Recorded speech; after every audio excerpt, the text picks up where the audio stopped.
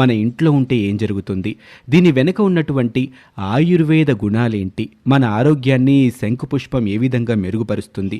అలాగే ఆధ్యాత్మిక పరంగా మన ధర్మశాస్త్రాల్లో ఈ చెట్టు గురించి ఎలాంటి అంశాలు తెలియచేయటం జరిగిందో వివరంగా ఈ వీడియోలో మీరు తెలుసుకోబోతున్నారు. ఇప్పటివరకు మీరు మా ఛానల్ని సబ్స్క్రైబ్ చేసుకోకపోతే వెంటనే సబ్స్క్రైబ్ చేసుకోండి. సబ్స్క్రిప్షన్తో పాటు ఆ పక్కనే ఉన్నటువంటి బెల్ ఐకాన్ని క్లిక్ చేయటం వల్ల మేము అప్లోడ్ చేసే ప్రతి వీడియో కూడా మీకు నోటిఫికేషన్ రూపంలో వస్తుంది. ఏమాత్రం ఆలస్యం చేయకుండా వీడియోలోకి వెళ్దాం. ఈ శంఖపుష్పం పుష్పించే మొక్కల్లో ఫ్యాబిసీ కుటుంబానికి చెందిన తీగజాతి మొక్కే ఇది. వీటిని సంస్కృతంలో గిరికర్ణిక అంటారు. విష్ణుక్రాంత వృక్షానికి చెందిందే ఈ శంఖుపుష్ప చెట్టు. వినాయక చవితి రోజున చేసుకునే వరసిద్ధి వినాయక ఏకవింశతి పత్రి పూజా కార్యక్రమంలో కూడా ఈ ఆకు పదవదిగా ఉపయోగిస్తూ ఉంటారు. ఈ మొక్కలు ఆసియా ఖండానికి చెందినటువంటివి.